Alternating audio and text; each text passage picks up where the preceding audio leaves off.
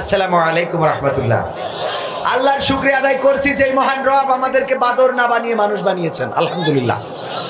এত আস্তে বললেন, আরো জোরে বলেন আলহামদুলিল্লাহ। কারণ আমাদেরকে যদি বাদর বানাতো তাহলে গাছে, ছাদে, মাঠে, ঘাটে, হাটে হাটে থাকতেই তো বাদর খেলা দেখায় বেড়ায়, ঠিক কিনা? এই থাকা লাগতো না। আল্লাহ আশরাফুল মাখলুকাত বানিয়েছেন, সৃষ্টির শ্রেষ্ঠ জীব আশরাফুল মাখলুক করে সৃষ্টি করেছেন। দুটি হাত দিয়েছেন, পা দিয়েছেন, চোখ দিয়েছেন, কান দিয়েছেন, কথা বলার শক্তি দিয়েছেন। সেই মহান রবের শুকরিয়া আদায় করে সবাই আবারও জোরে সোরে বলছি আলহামদুলিল্লাহ। মহামানবের প্রতি দুরূদ এবং সালাম, যিনার অক্লান্ত পরিশ্রম এবং প্রচেষ্টা দ্বীন ইসলামকে বিকশিত করেছে, এতটাই বিকশিত করেছে, কোথায় মক্কা, কোথায় মদিনা, আর আমরা বাংলাদেশে বসে ইসলাম পেয়েছি। যে নবীর প্রচেষ্টা ছিল তার প্রতি দুরূদ এবং সালাম সবাই বলি সাল্লাল্লাহু আলাইহি ওয়াসাল্লাম। সম্মানিত ভাইয়েরা, আমি আপনাদের এমন কিছু শোনাতে পারবো না যা শুনে কলিজাটা ভরে যাবে। এত যোগ্যতা এখনো পর্যন্ত হয় নাই। আপনাদের কাছে দোয়া চাই যেন আল্লাহ সেই যোগ্যতা দান করেন। তবে যুবকেরা অনেক ভালোবাসে। আমি দেখলাম তারা 4-5 কিলোমিটার দূরে যে আমার জন্য দাঁড়িয়ে আছে, ওখানে বিজিবির কিছু গুতানু খাইছে শুনলাম, বকাঝকাও শুনেছে। নারাই তাকবীর তাকবীর দেওয়ার কারণে বারবার তাকবীর দিচ্ছিল, এই জন্যে তো তারপরেও দমে যায় নাই। এই যুবকেরা আজকে চাইলে যাত্রাপালা করতে পারতো না? যুবকেরা চাইলে এখানে অন্য কোনো অনুষ্ঠান করতে পারতো না? যেই যুবকেরা সব কিছু বাদ দিয়ে কোনো যাত্রার আয়োজন করে নাই, কোনো ফ্রি ফায়ারের আয়োজন করে নাই, পাবজির আয়োজন করে নাই, বরং তাফসীরুল কোরআন মাহফিলের আয়োজন করেছে। আল্লাহ যেন এই যুবকদের খাব্বাব খুবাইবের সাথে কবুল করে, সবাই বলেন আমিন। আমার যুবকদেরকে আল্লাহ নেখায়াত দিন, বলেন আমিন। আপনারা খুশি কিনা তাদের প্রতি? এই যুবকদেরকে ব্যবহার করা দরকার, কাজে লাগানো দরকার। এই যুবকদের কাজে লাগানো হয় না বলেই তারা বিপথগামী হয়। তাফসীর মাহফিল এটা কততম? প্রথমতম। অথচ এটার আয়োজন করা দরকার ছিল মুরব্বীদের, ঠিক কিনা? আজকে হওয়ার কথা ছিল 20তম, 22তম, 24তম, কিন্তু না, আয়োজন করলো যুবকেরা। মুরব্বীরা সহযোগিতার দরকার আছে না নাই? আগামীতে আরো উজাড় হাতে সহযোগিতা করবেন যেন এই যুবকেরা বিপথগামী না হয়। যেই দেশে যুবকেরা এখন অন্যায় অপকর্মে জড়িয়ে পড়ছে, ফ্রি ফায়ার, পাবজি, বিভিন্ন রকম নানান রকম সোশ্যাল মিডিয়ার মাধ্যমে আমার যুবকেরা ধ্বংস হয়ে যাচ্ছে। আর সামনে তো আসতেছে 14ই ফেব্রুয়ারি। কি ফেব্রুয়ারি? এই তারিখ কি দিবস জানো? বেহায়া দিবস। আমার মনে ছিল না। এটাকে অনেকেই বলে ভালোবাসা দিবস, অনেকেই বলে ভ্যালেন্টাইন্স ডে। এই ভ্যালেন্টাইন্স ডের সাথে কোন মুসলমানের সম্পর্ক থাকতে পারে না। কোন মুসলমানের সন্তান ভালোবাসা দিবস পালন করতে পারে? মুসলমানদের জন্য আল্লাহ রাসূল দুটো দিন দিয়েছেন আনন্দ করার, ঈদুল আজহা এবং ঈদুল ফিতর। এর মধ্যে আবার নতুন ঈদ চালু হয়েছে। সেই ঈদের নাম কি? মিলাদুন নবী। না, এর মধ্যে একটা চালু হয়েছে মিলাদুন নবী। কয় সকল ঈদের সেরা ঈদ মিলাদুন নবীর এই ঈদ, রাসূলের জন্মদিনের ঈদ। আসলে এটা নিয়ে আমি ওদিকে যাব না। আমার এখানে এই মিলাদুন নবী নিয়ে আমার একটা সঙ্গীত আছে, শোনাবো? দাড়িতে সুন্নাত, টুপিতে সুন্নাত, পোশাকেও সুন্নাত আছে, পাথরের আঘাত খাওয়া সেটা যে সুন্নাত, কেন মনে হয় না তোমার কাছে? কেন মনে হয় না তোমার কাছে? নবীর প্রেমে তুমি দাওয়াতে তাবলীগ ধারণ করে বুকে, সেই তুমি আজ কেন জুলুমের প্রতিবাদে আওয়াজ তোলো না মুখে? মেসওয়াক করো তুমি রোজ প্রতিদিন, সেখানেও সুন্নাত আছে, পাথরের আঘাত খাওয়া সেটা যে সুন্নাত, মাঝে মাঝে জেলে যাওয়া সেটা যে সুন্নাত, কেন মনে হয় না তোমার কাছে, কেন মনে হয় না তোমার কাছে। মিলাদুন নবীতে বড় সোচ্চার তুমি, নাকি দেখানো লোক? সেই তুমি জানলে না আমার রাসূল ছিলেন সফল রাষ্ট্রনায়ক। ওহুদের ময়দানে দাঁত ভাঙা ঘটনা তোমার কিতাবে কি আছে? পাথরের আঘাত খাওয়া সেটা যে সুন্নাত, কেন মনে হয় না তোমার কাছে, কেন মনে হয় না তোমার কাছে? আসলে সমস্যাটা হলো অনেক অসুস্থ, কাশছি, বুঝতে পারছেন? বুকের মধ্যে যতটা নিঃশ্বাস নিচ্ছি খালি ঘর ঘর করছে। আজ কয়দিন ধরে এই সমস্যায় ভুগছি, এখনো পর্যন্ত ক্লিয়ার হইতে পারে নাই। কারণ প্রতিদিন এই বক্তৃতার সময় যে গা ঘামে, এই ঘামটা আবার বসে যায়। আগে যখন ছোটবেলায় শুনতে যেতাম, বক্তা বলতো যে অসুস্থ শরীর নিয়ে আইছি, আমরা সামনেতে মনে করতাম এত অসুস্থতা আসতে হয় কি করতে, এরকম মনে হতো। তো এখন আসলে এই আলোচনার ময়দানে এসে বুঝতে পারছি যে সেই সময় যারা বলতো যে অসুস্থ শরীর নিয়ে এসেছি, আমরাও এখন বুঝতে পারছি যে আসলে কতটা অসুস্থ থাকলেও মাহফিলে আসা লাগে। আজকে যদি এখানে না আসতাম, প্রতিটা মানুষের গালি আর বদদোয়া আমার পরে পড়তো না। এই অসুস্থ যে আছি এটা কি আপনারা দেখবেন কেউ? এটা দেখেও আপনাদের মনে হবে না কবির বিন সামাদ এসে সালাম দিয়ে গেল, হয়তো ঠিক না? এরকম না, প্রধান মেহমান করেছেন আপনারা অযোগ্য একজন ব্যক্তিকে, তারপরেও যদি এবার মিস হয় তাইলে যুবকেরাও বাড়ি থাকতে পারতো না, ওরা আমার বাড়ি চলে যেত যে হুজুর আমাদের আর বাড়ি থাকা হচ্ছে না, যায় একটু, ঠিক না? তো এই জন্যে কষ্ট হইলেও আসতে, আর এমনি তো খাওয়া দাওয়া কায়দা মতো আছে না নাই? খুব আদর আপ্যায়ন, আর যুবকদের মাহফিল মানেই আপ্যায়ন বেশি। তো এই মাহফিলে সবাই আসার সৌভাগ্য হয়, কথা কয় না, সবার আসার সৌভাগ্য হয়, আবার এসে সবার শেষ পর্যন্ত থাকার সৌভাগ্যও হয় না। কারণ কি?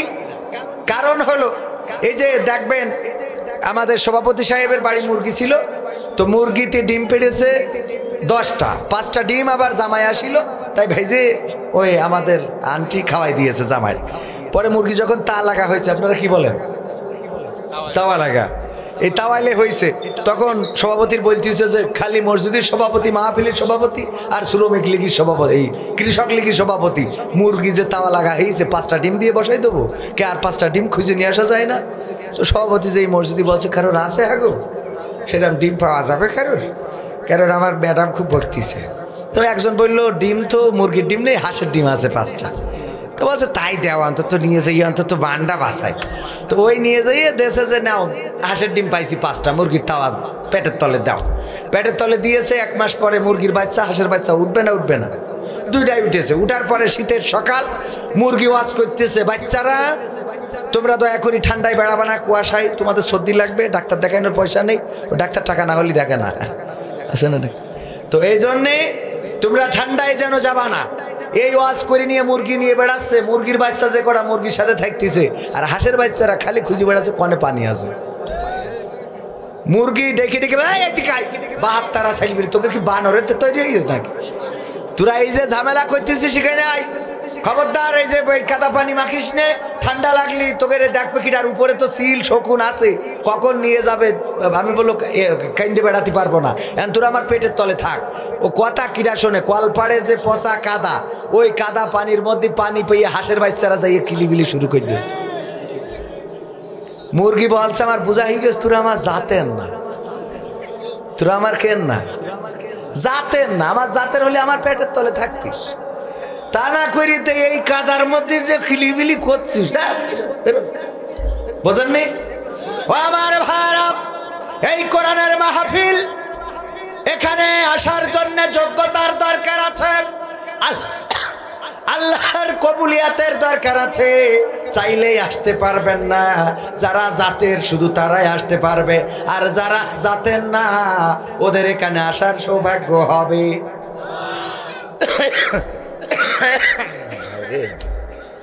যারা জাতের না তারা এখানে আসতে পারবে না, কারণ আবু জাহেলের বাড়ির কাছে কাবা ঘর, আর কাবা ঘরের কাছে আবু জাহেলের বাড়ি। ঠিক না বেঠিক?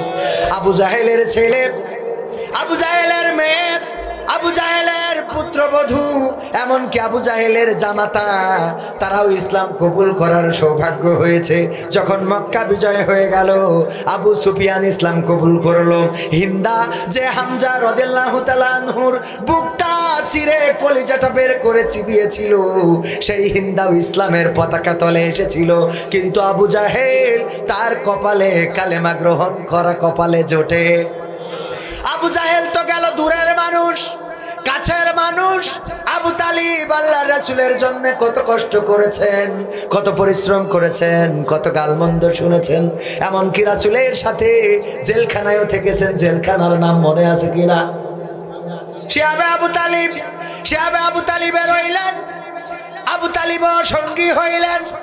কিন্তু এই আবু তালিব যখন ইন্তেকাল করেন, আল্লাহর নবী বললেন, ওগো চাচা, আপনি মারা তো যাচ্ছেন, একটু কালেমাটা পড়ে মারা যান।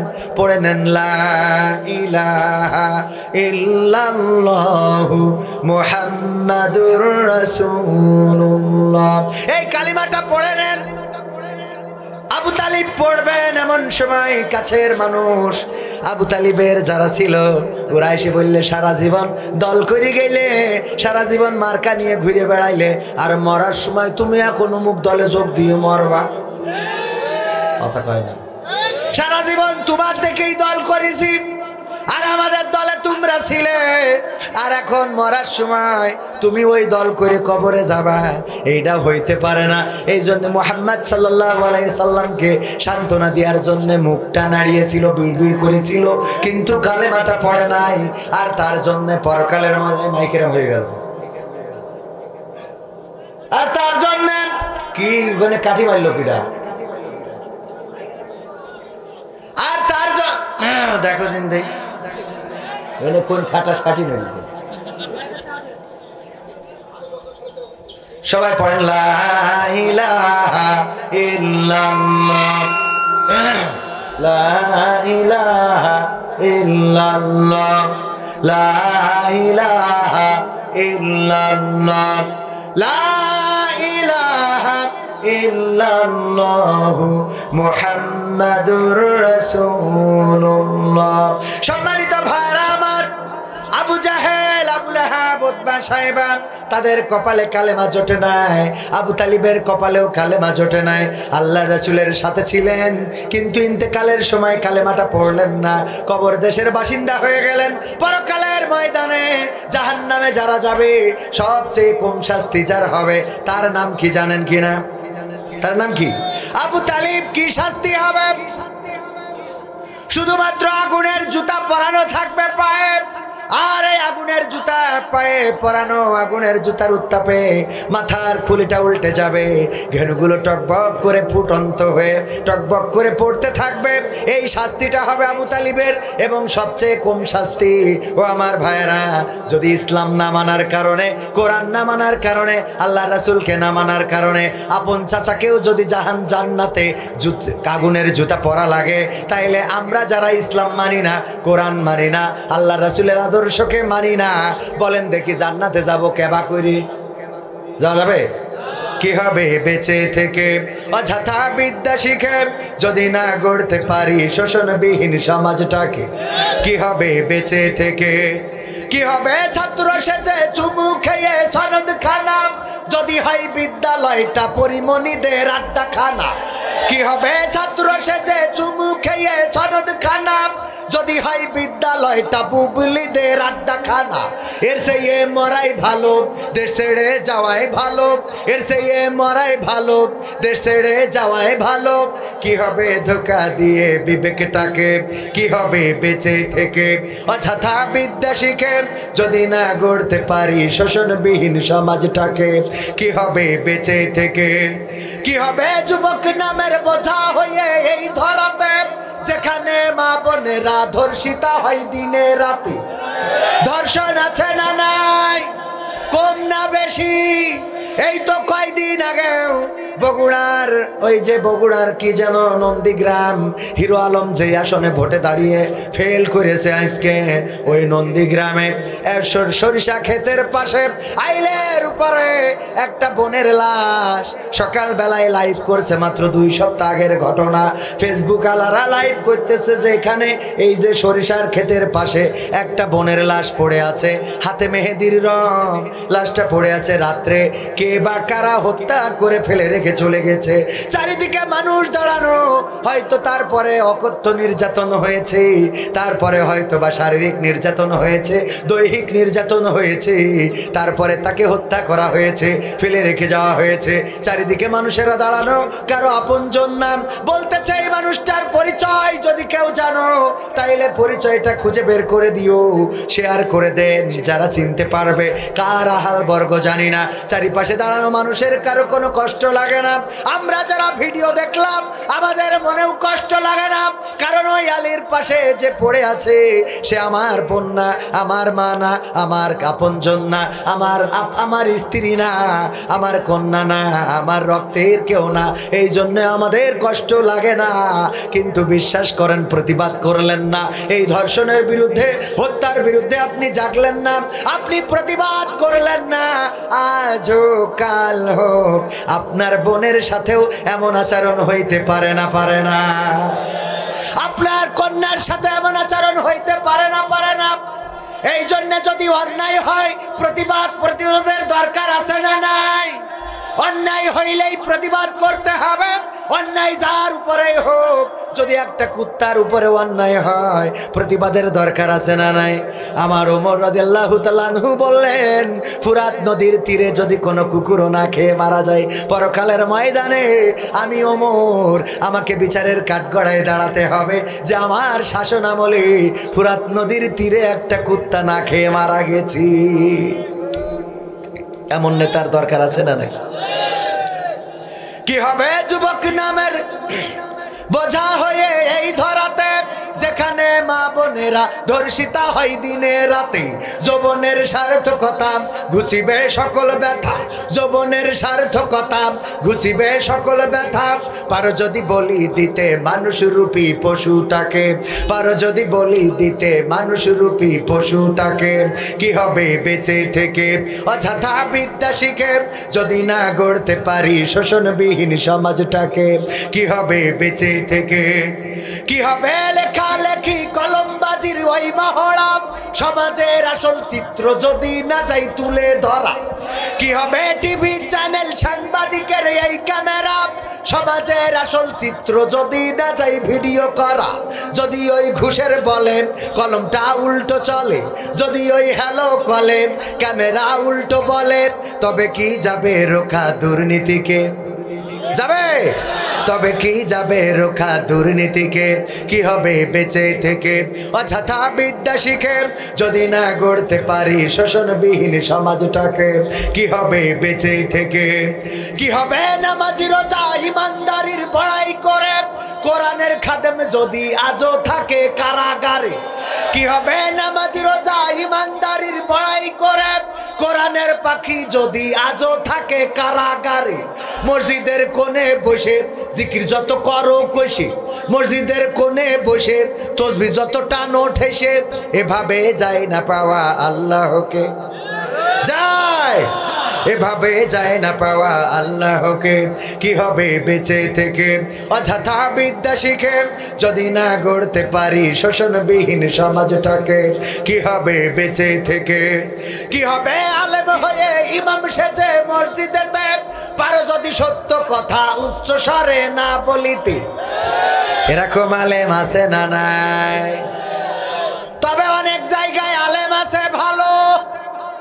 কিন্তু হক কথা বলতে পারে না। সত্য না মিথ্যা? এক চুয়াডাঙ্গার হুজুর আমাদের যশোরে গেল ইমামতির জন্য, ইন্টারভিউ নেওয়া হয়ে গেল, ইমামতিতে পাস করলো শুক্রবার। সভাপতি সাহেব বলল আজকেতে আপনি কন্টিনিউ ইমামতি শুরু করে দেন, জুম্মার সময় আলোচনা। হুজুর আলোচনার মধ্যে বলতেছে, ভাইরা আমার, বাবাজিরাই আমার, দয়া করে কেউ সুদ খাবেন না। সুদ খাওয়া অনেক বড় গুনাহ। সুদের ছোট গুনাহ হলো যেন সে তার মায়ের সাথে জেনা করে, আর বড় গুনাহ হলো আল্লাহর সাথে যুদ্ধ করার শামিল। বলেন নাউজুবিল্লাহ। তাই দয়া করে ভাইরা আমার, কেউ সুদ খাবেন না। নামাজ শেষে সভাপতি ডাক দিয়ে বলছে, হুজুর এইদিকে আসেন। হুজুর মনে করছে, চুয়াডাঙ্গার হুজুর মনে করছে আমার মনে হয় প্রমোশন হয়ে গেছে। বলছে, হুজুর এইদিকে আসেন। শোনেন কি বলছে? আমি সুদ খাই আপনার সাথে। বলিছে কিডা? সভাপতি বলতেছে, আমি সুদ খাই আপনার সাথে বলল কে? বলছে, আমি চুয়াডাঙ্গার মানুষ, আমি তো জানি না আপনি সুদ খান, আমি কি করে জানবো? বলছে, না নিশ্চয় কেউ আপনাকে বলেছে আমি সুদ খাই, কারণ ওয়াজের মধ্যে দেখছিলাম আপনি আমার দিকে তাকাচ্ছিলেন। বলেন কে বলেছে? হুজুর বলছে, আল্লাহর কসম করে বলি, আমি কোরআন হাদিস থেকে বলেছি আপনি সুদ খান, আমি এইটা জেনে বলি নাই। বলল, শোনেন, যদি আপনি এইভাবে ওয়াজ করেন তাইলে আপনার কিন্তু ইমামতি ছুটাইয়ে ছেড়ে দো বরি। তাই আপনি ভালো মতো ওয়াজ করেন। হুজুর দেখলো আগামী সপ্তাহে কি ওয়াজ করা যায়, এক সপ্তাহ ধরে গবেষণা করলো, না আর সুদের কথা বলবো না। পরের সপ্তাহে হুজুর ওয়াজ করলো, ভাইরা আমার, বাবাজিরা আমার, কেউ ঘুষ খাবেন না। ঘুষ খাওয়া অনেক বড় গুনাহের কাজ। যে ঘুষ দেয় আর যে ঘুষ নেয় সমান অপরাধী। দয়া করে কেউ ঘুষ খাবেন না, ঘুষ নেবেন না, ঘুষ দেবেন না। নামাজ শেষে সেক্রেটারি বলছে, হুজুর এদিকে আসেন। হুজুর মনে কাছে না জানি আজ আবার কি ভুল করি বসলাম। বলছে, হুজুর আমি মসজিদের সেক্রেটারি কিন্তু স্কুলের সভাপতি। ওখানে হ্যাঁ আমি কিছু ঘুষ নিয়েছি, হ্যাঁ নিয়েছি, কিছু নিয়েছি, কথা সত্য, কিন্তু আপনার সাথে বলল কে? খেলা হবে। আপনার সাথে বলল কে বলেন? হুজুর বলতেছে, আমি তো জানি না আপনি ঘুষ খান, এটা আমি কি করে জানবো? বলতেছে, না নিশ্চয় বিরোধী দল বলেছে। আমি ডাইরেক্ট বলছি, শুনে নেন, খেলা হবে, খেলা হবে। কারণ আপনি এই কথা নিশ্চয় বিরোধী দল না বললি আপনি জানলেন কি করে আমি ঘুষ খাই? ওরা এক সময় খেয়েছে আর আমরা এখন খাই গো। হুজুর বলছে, দেখেন আমি যে কি বিপদে পড়েছি, আমি কোরআন হাদিসের কথা বলি আর আপনারা একটা করে ধরেন। বললো, আগামী সপ্তাহে আপনার দেখবো, আগামী সপ্তাহে যদি ওয়াজ ভালো না হয় কাঠি মারা কিন্তু বের করে দেবো। হুজুর চিন্তা করলো ওইসব সুদও বাদ, ঘুষও বাদ। পরের সপ্তাহে ওয়াজ করতেছে, ভাইয়েরা আমার, বাবাজিরা আমার, ওগো আমার ইয়াং যুবকেরা, কেউ প্রেম করবা না, কেউ ওই ভালোবাসা করবা না। 14 তারিখে ভ্যালেন্টাইন্স ডে, ওই ভ্যালেন্টাইন্স ডের দিন ফুল নিয়ে দৌড়দৌড়ি করবা না, মেয়েদের সাথে ঘোরাঘুরি করবা না, আর পরকিয়া তো করবাই না। প্রবাসীদের বাড়ির পিছনে ঘন হাঁটনা দিবা না, প্রবাসীদের বোর সাথে মিষ্টি মিষ্টি করে কথা কবা না। কইলে এতে আল্লাহ বেরাজি হয়ে যাবে, তোমার জাহান্নামও কপালে জুটে যাতে পারি রে। ক্যাশিয়ার বলছে, হুজুর এদিকে আসেন। ক্যাশিয়ার ছিল একটু ইয়াং। হুজুর আমার বন্ধু একটা মালয়েশিয়ায় গেল, মালয়েশিয়া যাওয়ার সময় বলল, দোস্ত আমার তো কেউ নেই, বউটা দেখি রাখিস। আমি তার বউটা দেখে রাখি, মাঝে মাঝে আমার চুয়াডাঙ্গায় নিয়ে যাতে হয় হাসপাতালে, মাঝে মাঝে জীবননগরে নিয়ে যাতে হয়, আর এই মাঝখানে রাস্তায় বিট বানাই রেখেছে। আমার কি দোষ? আমি ব্রেক করি, বিট তুলি, আমার কি দোষ? আপনি এইটা আপনার সাথে কি ডাকি কইয়েছে কোন, আমি তার কাটি খুলে দেবো। হুজুর বলছে, তো বেকায়দা অবস্থায় আমি তো ওয়াজ করি, কোনো পালি জাতি পাচ্ছি না। বলছে নিশ্চয় কোনো ষড়যন্ত্র হয়েছে। আমার ওই যুব সমাজের বন্ধুরা ওরা চয়েস করেন আমি মোটরসাইকেলের পালসারের পিছনে নিয়ে যাই, আমি ভাবিন নিয়ে যাই, এইটা অনেক যুবকের সহ্য হয় না, এই জন্য ওরা নিশ্চয় আপনার কানে ঢুকিয়েছি আর আপনি তাই এই ওয়াজ করিয়েছেন। বলছে ভাই বিশ্বাস করেন আমি আসলে এই সব জেনে ওয়াজ করি নাই, যেটা হারাম সেটা নিষেধ করার চেষ্টাটা করতেছি। বলছে হুজুর শোনেন, প্রথম সপ্তাহে আপনি কাটি মারিছেন সভাপতির, তারপরের সপ্তাহে সেক্রেটারির, এইবার মারলেন আমার। 4 নম্বরের সপ্তাহে যদি আপনি আর কাউকে কাটি মারেন তাইলে বেতন কিন্তু আমার হাতে রে, এই বেতন কেটে রেখে আপনার চুয়াডাঙ্গায় পাঠাই দো বরি। হুজুর 1 সপ্তাহ ধরে গবেষণা করলো যে কি করা যায়। 1 সপ্তাহ পরে জুম্মার দিন হুজুর ওয়াজ করতেছে, ভাইরা আমার, বাবাজিরা আমার, চোর এই বাংলার জমিনের জন্য অনেক বড় একটা নিয়ামত। কেমন নিয়ামত? সবাই একটু চোর কেমন নিয়ামত? কেমন নিয়ামত? চোর যদি না থাকতো তাইলে মানুষ ব্যাংকে টাকা রাখতো না। ব্যাংকে টাকা রাখার জন্য এই ব্যাংকগুলো তৈরি হয়েছে চোরের কারণে। চোর আছে বলে ব্যাংকগুলো তৈরি হয়েছে, ব্যাংকে অনেকেই চাকরি করে, সেখান থেকে রুজি রুটি করে গো। চোর না থাকলে ব্যাংক তৈরি হইতো না, ওদের রুজি রুটি হইতো না। এই জন্যে চোর বাংলার জমিনের জন্য অনেক বড় নিয়ামত। চোর যদি না থাকতো তালা তৈরি হইতো না, তালা ফ্যাক্টরি তৈরি হইতো না। চোর যদি না থাকতো ঘরের জানালা লাগাইতো না, চোর যদি না থাকতো তালা লাগাইতো না, চোর যদি না থাকতো দরজা থাকতো না, চোর যদি না থাকতো সোনা দানা গয়নাগাটি মা বোনেরা যত্ন করতো না, মোটর সাইকেল রাস্তার পরে ফেলাই রাখতো, মাঠে বাইক থুয়ে বাড়ি চলে আসতো, কেউ কোনো সম্পদের যত্ন নিত না। চোর আছে বলে সবাই সব কিছুর যত্ন করে, এই জন্যই চোর অনেক বড় নিয়ামত। সবাই বলেন সুবহানাল্লাহ, নাউজুবিল্লাহ। বলছে শুধু তাই না, যেভাবে এই দেশে চোর মারতেছে সেই দিন আর বেশি দূরই নেই, যেই দিন গোটা দেশ একটি চোরময় বাংলাদেশ হয়ে যাবে। আসেন দোয়া করি আল্লাহ যেন সবাইকে ঘরে ঘরে একটা করে চোর দান করে। বলেন আমি। নামাজ শেষে সব সেক্রেটারি ডেকেছে, সভাপতি ডেকেছে, ক্যাশিয়ার ডেকেছে, বলছে হুজুর এইদিকে আসেন।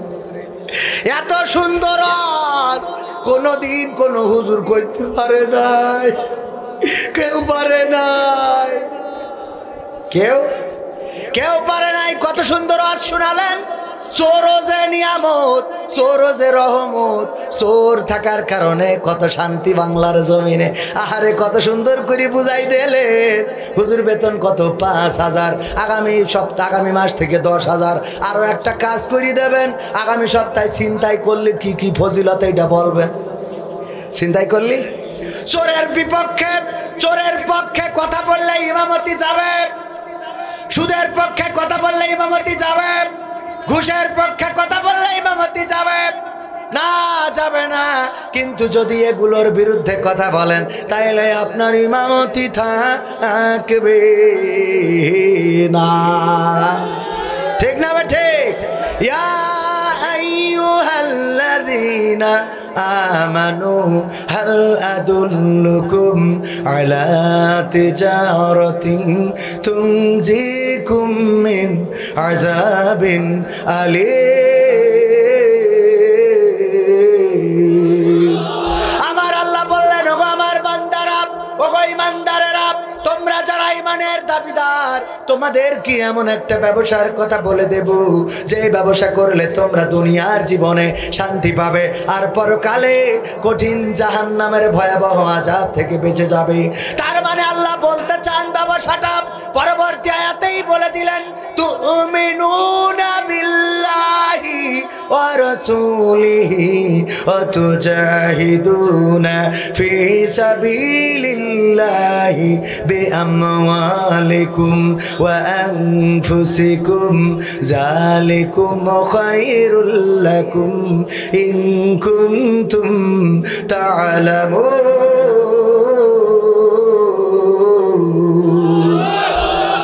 আমার আল্লাহ বললেন, আর সেই ব্যবসাটা হলো আমি আল্লাহর প্রতি ঈমান আনতে হবে। কেমন ঈমান, আল্লাহর প্রতি কেমন ঈমান আনতে হবে। দিনের আলোতে আল্লাহ যেমন আমাদেরকে দেখেন, রাতের অন্ধকারে আল্লাহ আমাদের দেখতে পায় না, বলেন ঠিক কিনা?